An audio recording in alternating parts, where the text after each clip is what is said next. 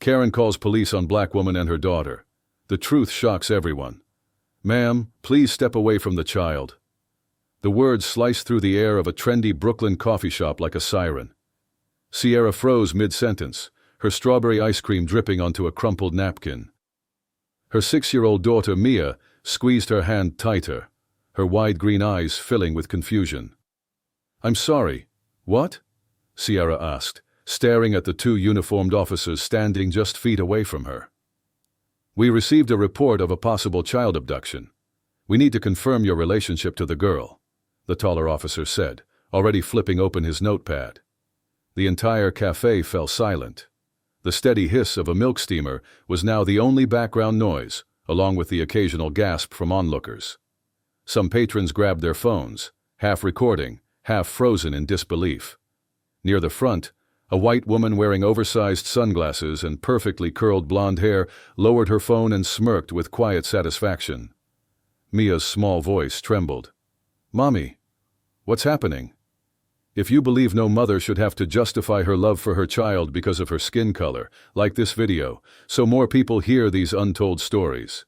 And don't forget to hit subscribe for more real moments of justice that deserve to be heard." Sierra's heart pounded against her ribs. Not here. Not now. Not again. And never in front of Mia. "This is my daughter," she said, her voice calm but edged with controlled fury. "What exactly are you accusing me of?" The second officer, younger and clearly uncomfortable, shifted awkwardly. "Ma'am, we're just following protocol. Someone called and said—" "Said what?" Sierra's tone sharpened like a blade. "That a black woman couldn't possibly be the mother of a light-skinned child." The entire cafe seemed to stop breathing. "We're just doing our job," the first officer said again, though now there was hesitation in his voice. Sierra crouched down to Mia's eye level, her voice soft but full of reassurance. "Baby, remember what we talked about. Sometimes people make wrong assumptions about our family, but we know our truth." Standing back up, she faced the officers with a quiet strength that filled the entire room. "You want proof?" she asked. Pulling out her phone, she said clearly, "Call my husband. Right now." The 2 officers exchanged nervous glances. This wasn't unfolding the way they expected. "Ma'am, if you could just show us some identification," the younger officer stammered. "I already showed you my state ID," Sierra said, voice steady but growing colder. "And Mia's school card. What more do you need?" Years of quiet battles, at the park, in stores, at school events, had taught her how quickly things could escalate if she let her anger show too much.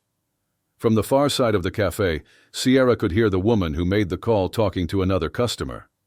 "I'm telling you, it just didn't feel right," the woman said, her voice dripping with self-righteousness. "That child doesn't resemble her at all. I watch the news. These trafficking rings are everywhere these days." Sierra closed her eyes briefly, pushing away the weight of all the past moments. At parent-teacher meetings, where people assumed she was the nanny. At grocery stores, where strangers asked if she was babysitting. Even at doctor's appointments, where nurses double-checked if she had permission to make medical decisions for her own child. "Mommy, can I sit with you now?" Mia's soft voice pulled her back to the present. "Not yet, baby," Sierra whispered, holding her daughter's hand tighter than ever. "The officers need to talk to Mommy first." Sierra forced a smile, but inside, she felt like she was crumbling. Her daughter should never have to witness this. No child should. The older officer spoke into his radio, requesting additional verification procedures, standard steps for suspected abduction cases, he explained, as though that somehow made it acceptable. Sierra pulled out her phone with shaky hands and dialed. The line rang twice before a familiar voice answered. It was David Parker. "David, I need you to come to the Bedford Avenue ice cream shop right now," she said, keeping her tone steady even though her heart was racing. After 8 years of marriage, David recognized the fear behind her controlled voice. "What's happening?" he asked immediately. "Someone called the police. They think I kidnapped our daughter." There was a brief pause, exactly 3 seconds of stunned silence. Then David's voice turned firm and protective. "I'll be there in 10 minutes. Don't say another word to them until I get there." Sierra hung up and turned to the officers. "My husband is on his way. David Parker. You'll be able to verify everything with him." The name landed heavily. Sierra noticed the flicker of recognition in the first officer's eyes. David Parker, the tech entrepreneur whose face often appeared in local news, the community leader known for funding education programs across New York. But that realization stung. It shouldn't take having a prominent white husband to validate her right to sit in public with her own child. As they waited, Sierra's mind drifted through all the smaller moments that led to this humiliating afternoon. Just last month, during school pickup, the PTA president had approached her with a clueless smile, asking, "Oh, are you the new babysitter?" This after seeing Sierra at nearly every school event for 2 straight years. Then there was the pediatrician's office visit, when the front desk staff refused to proceed with Mia's appointment until they called David to double-check parental authorization, despite Sierra's name being listed as the primary contact on all forms. And the time at the supermarket, when a security guard tailed her and Mia through multiple aisles because, apparently, a black woman shopping with a light-skinned child seemed suspicious enough to trigger concern. Each incident chipped away at her, leaving behind quiet wounds that few could see.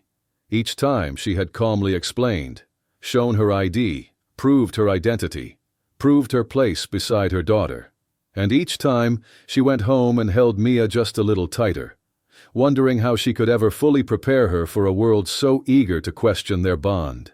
Back in the present, the woman in the oversized designer sunglasses grew bolder. "I'm just saying, these days you can't be too careful," she said loudly to anyone within earshot. "Child trafficking is a real threat. I was just being a responsible citizen." A responsible citizen? The phrase made Sierra's stomach churn. "Ma'am," she said, turning to face the woman directly for the first time, her voice low but steady. "What exactly made you think I was abducting my own child?" The woman's face flushed with sudden color. "Well, I mean, you don't really look like..." "Like what?" Sierra asked, narrowing her eyes. "Like her mother?" The cafe had grown tense again. Some customers grabbed their belongings and quietly left, uncomfortable with the charged atmosphere. Others remained, phones still recording, waiting to see how the situation would unfold. Before we dive into what happened next, I want to ask you something. If you had been sitting in that cafe as this unfolded, what would you have done? Would you have spoken up for Sierra? Stayed silent? Hit record on your phone? Let me know in the comments. Have you ever faced a moment where you had to choose between staying silent and doing what's right? "I have every right to call the police if I think something's wrong," the woman said defensively. "You absolutely have the right," Sierra agreed, keeping her voice cool. "But next time, maybe stop and think about what you're actually afraid of. A black woman laughing and eating ice cream with her own daughter? What about that scene suggested kidnapping to you?" The woman opened her mouth as if to answer, but no words came out. With a huff, she grabbed her designer purse and stormed toward the exit, muttering just loud enough for those nearby to hear, "This is exactly why I don't come to this part of the city anymore." Sierra felt Mia tugging at her sleeve. "Mommy, why is that lady mad at us? How do you explain something like this to a 6-year-old? How do you put into words that some people will glance at your family and see something dangerous? Something wrong?" Sierra crouched down beside her daughter, forcing a smile that barely held back the hurt building in her chest. "Sometimes people make fast decisions without thinking, baby," she said softly. "That lady made a mistake." But deep down, Sierra knew.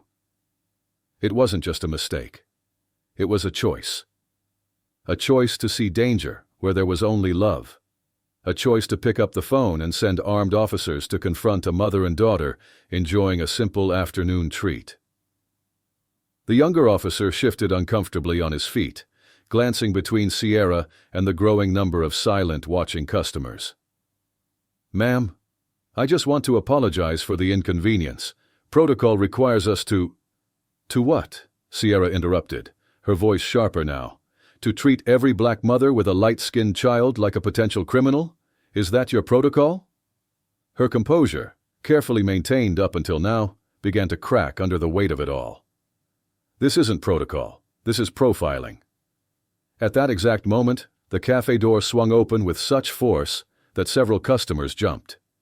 David Parker strode in, his expression a mix of cold fury and focused control. At 6'2", with sandy blonde hair and the commanding presence of someone used to leading boardrooms, David looked like he could buy and sell half the businesses on that street, and truthfully, he probably could.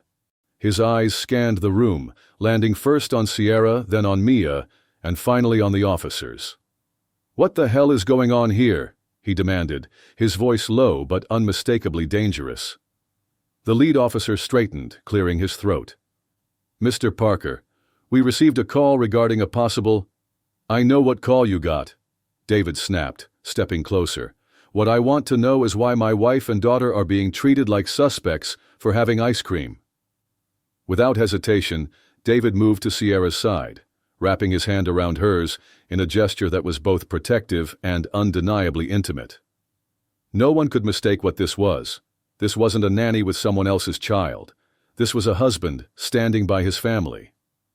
"Daddy!" Mia's small voice rang out as she darted toward him. David bent down and scooped her up instantly, holding her close. "Hey, princess, are you okay?" "The police came, and they wouldn't let me sit with Mommy," Mia said, burying her face in his shoulder. David's jaw clenched tight as he stood back up, glaring at the officers. "You separated a 6-year-old from her mother?" he asked, each word slow and deliberate. "Based on what exactly?" "Sir, we received a report," the officer began, already backpedaling. "From who?" David's tone cut like a knife. The officer glanced toward the table where the blonde woman had been moments ago, but her seat sat empty now. She had slipped out during the commotion.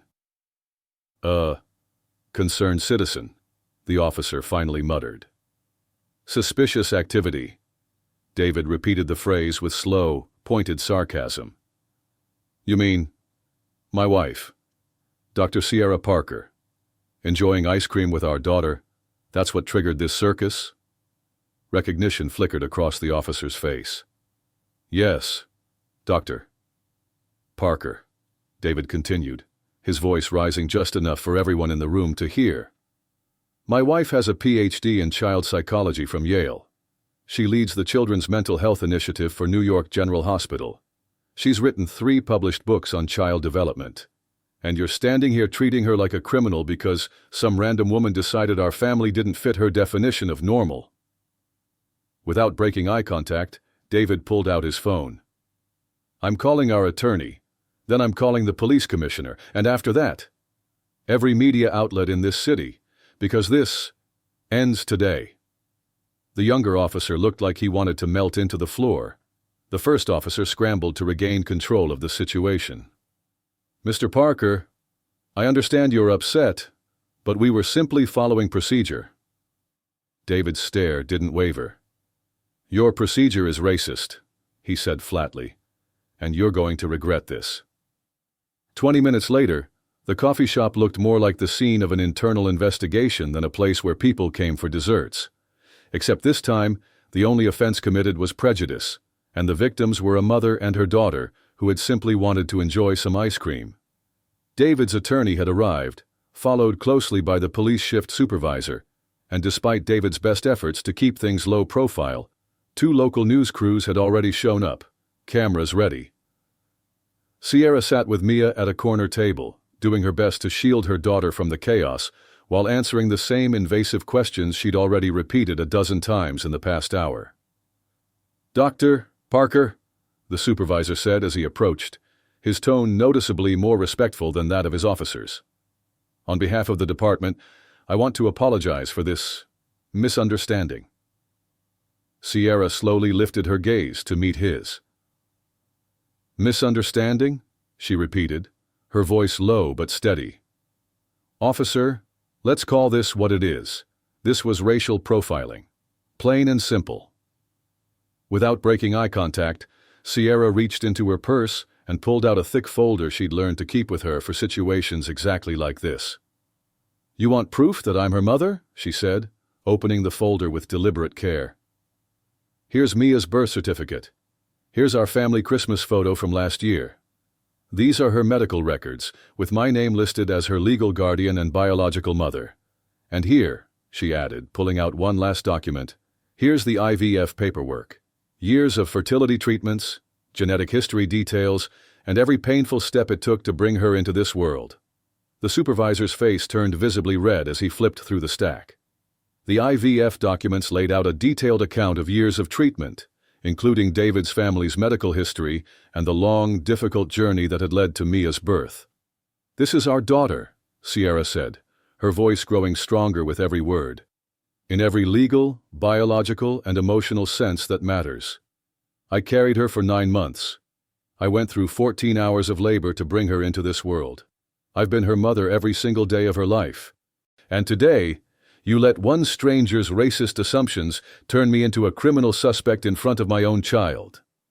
David's lawyer continued jotting down every word. "Dr. Parker, can you describe how often you experience this kind of discrimination in your daily life?"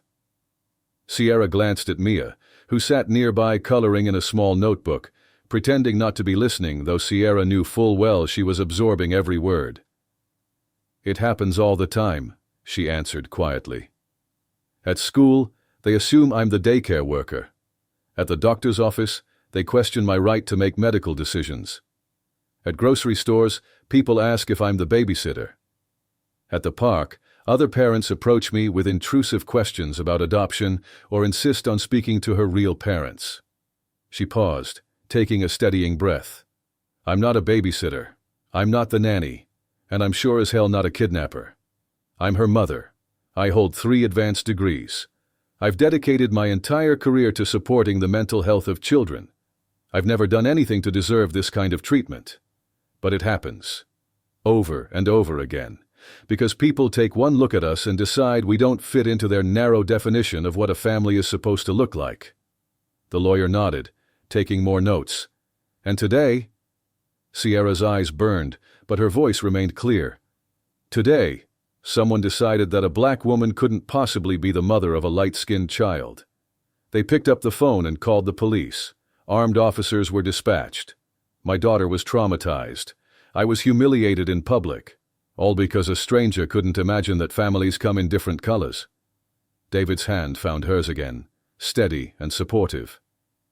"The woman who made this call needs to be held responsible," he said, voice low but unyielding. The police supervisor shifted awkwardly. "We're currently looking into that, sir, but the caller has rights too." "Rights?" David's tone turned ice cold. "That caller falsely accused my wife of a felony based on nothing but race. That's not exercising rights. That's committing an offense. That's harassment." Sierra rose to her feet, her composure returning like armor being fastened back into place. "I want this fully investigated," she said firmly. "I want real accountability, and I want a guarantee that no other family will have to go through something like this again." Her gaze swept across the cafe, the news cameras now rolling, the stunned customers still seated, many still watching, phones in hand. "Because this isn't just about us," she continued, her voice steady and rising. "It's about every multiracial family, every adoptive family, every family that doesn't fit into some outdated mold of what people think a family should look like. We all have the right to exist in public spaces without having to justify our relationships to strangers."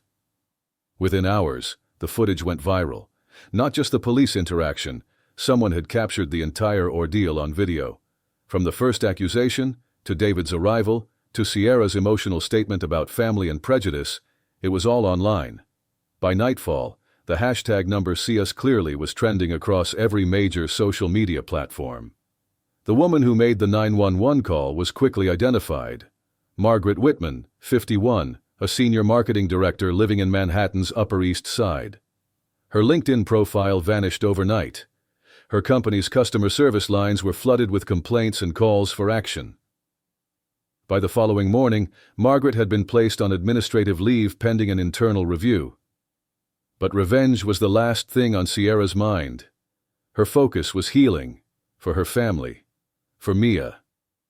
"How are you feeling, baby?" she asked gently the next morning as they sat together at the kitchen table, scrolling through hundreds of supportive messages from people all over the country. "I'm okay, Mommy," Mia replied, curling closer to her. "But I don't get why that lady was so mean to us." Sierra pulled her daughter into her lap and held her close. "Sometimes people make judgments based on what they see, instead of what's true," she explained softly. "That lady saw you and me together and made assumptions, because your skin is lighter than mine." The blunt honesty of children always took Sierra's breath away. "So, just because of that?" Mia asked, frowning. "Yes, sweetheart, because of that." Mia nodded, her expression serious. "That's silly," she said matter-of-factly. "You're still my mommy." "Always," Sierra whispered, hugging her tighter. Just then, David walked into the kitchen with his laptop open. "The media requests are getting out of control," he said, shaking his head. "CNN, Good Morning America, The Today Show. Everyone wants to talk to you." Sierra sat in silence for a moment, thinking. For years, she'd worked hard to stay off the radar, to not draw attention, to quietly prove she belonged in spaces that weren't always welcoming. Maybe it was time for something different. "Book one interview," she said finally. "Something prime time. Something that'll actually make people listen." 3 days later, Sierra sat in a brightly lit studio across from a well-known national news anchor. Mia was home, asleep on the couch, with David watching the live feed from the green room. "Dr. Parker," the anchor began, "tell us what happened that day at the cafe." Sierra took a breath, looking directly into the camera lens. "What happened," she said, her voice calm but charged, "was that someone took one look at my family and decided we didn't make sense to them. They saw a black woman with a light-skinned child and jumped straight to the worst possible conclusion." "And how did that make you feel?" the anchor asked gently. Sierra didn't hesitate. "Tired," she answered honestly. "I'm tired of proving that I belong with my own daughter." Sierra's voice stayed steady, but her words carried the exhaustion of years. "I'm tired of carrying paperwork to prove we're family. I'm tired of explaining to my 6-year-old why strangers question whether I'm really her mom." The anchor leaned forward, lowering his voice with practiced empathy. "What would you say to Margaret Whitman if she's watching tonight?" Sierra sat in thoughtful silence for a moment before answering. "I'd tell her that her decision to call the police traumatized a little girl and publicly humiliated an innocent family, all because she felt uncomfortable with the way we looked together. I'd remind her that being a so-called concerned citizen doesn't give anyone the right to police families that don't fit into their narrow expectations." She paused, letting that sink in. "But I'd also say this," Sierra continued. "She has an opportunity now, an opportunity to reflect, to unlearn, to grow, and to think long and hard about the harm her assumptions caused. We all carry biases. The real question is, are we willing to recognize them and do better?" The interview clip spread like wildfire online. Within the first 24 hours, it was viewed over 10 million times. Fast forward 2 years. Sierra now stood before a packed auditorium filled with social workers, educators, and family advocates, speaking at the grand opening of the See Us Clearly Family Resource Center. "Families come in all forms," she said, her voice clear and proud. "Same-race families, multiracial families, biological, adoptive, foster, blended. What makes a family isn't how we look when we stand together. It's how we love, how we show up for each other every day." The center itself had been made possible through a combination of donations that flooded in after the incident and generous support from David's nonprofit foundation. Its mission was to provide advocacy and education for families like hers, offering support for multiracial households, bias training for teachers and social workers, and resources for kids facing discrimination. Mia, now 7, stood at the entrance with a giant pair of scissors, grinning as she cut the ceremonial ribbon for the cameras. On the way home, buckled into the back seat, she turned to her mom with curiosity. Mommy? Does this mean you're famous now? Sierra laughed, glancing at her in the rearview mirror. Not famous, baby. Just someone who decided it was time to speak up. Will you keep speaking up? Mia asked. For as long as you need me to, Sierra answered without hesitation. That evening, David found Sierra at her desk in their home office, fingers moving quickly across her keyboard. But this time, the book she was writing wasn't about child psychology. This one was about family identity, and the courage it takes to exist authentically in a world that constantly asks for explanations. How's the writing going? David asked, wrapping his arms around her from behind.